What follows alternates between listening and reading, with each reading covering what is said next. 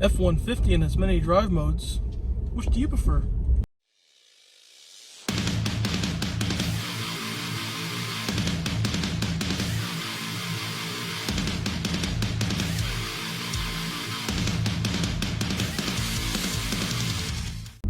Hey guys, JayMotive here. Sorry it's been a while since I posted my last video. Life's been a little busy, a little crazy, you know. I'm sure a lot of you guys know how it is with the kids, working, family, and whatnot. Anyway, just got a new phone mount for the truck, so I wanted to try to do a little driving video while I head to work. My commute's only about 8 miles each way, so it's not too bad. 16 miles round trip. Mind you, I don't drive the truck every single day. I have a 2009 Honda Pilot that you guys saw in the last video. It's got 180,000 miles on it, a little over that. And I still drive that 1 or 2 days a week, and then every now and then I'll drive my wife's Element, just to, you know, change it up a little bit. Definitely due for a haircut. It's starting to get kind of long here, but yeah, coming at you from a beautiful day in Colorado.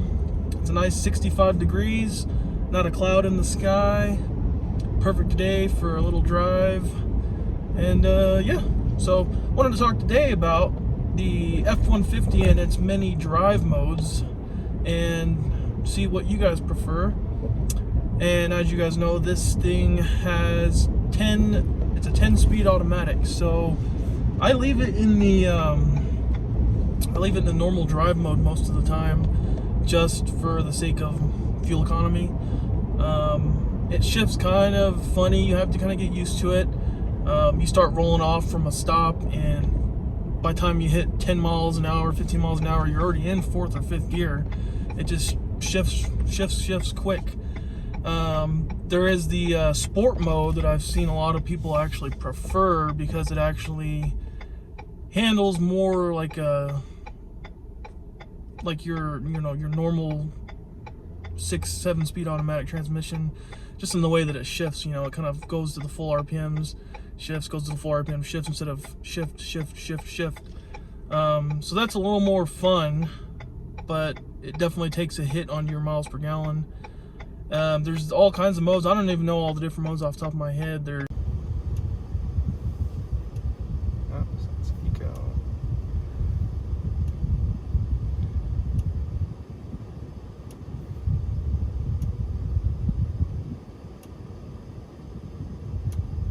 the eco mode. There's like the snow mode. There's like the ice slippery mode. There's the eco mode, which is usually intended for say you're like going on a road trip. You're going to be going down the highway at, you know, constant 75 miles an hour, and you put it in eco mode, and it's supposed to give you, you know, your best possible miles per gallon that you can get.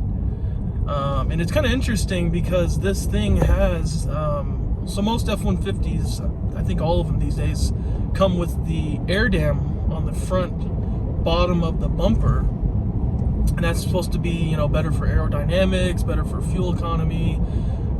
So a lot of people don't like that because it kind of makes the front end look like it's sit lower to the ground. But this thing, I think starting with the 21s, is it has the extendable air dam that actually goes down further. And as far as I've read up on it on the internet, it only engages when you're in eco mode. So say you're cruising down the highway 75 miles an hour, and I think it has to be over a certain speed too, but I don't know that off the top of my head. I think it might be like 70, 65, something like that. But yeah, as soon as you hit that speed and you're in eco mode, the air dam will extend even further past the, you know, the normal air dam itself. So it kind of has kind of one like this, and you have another one, and it kind of comes down.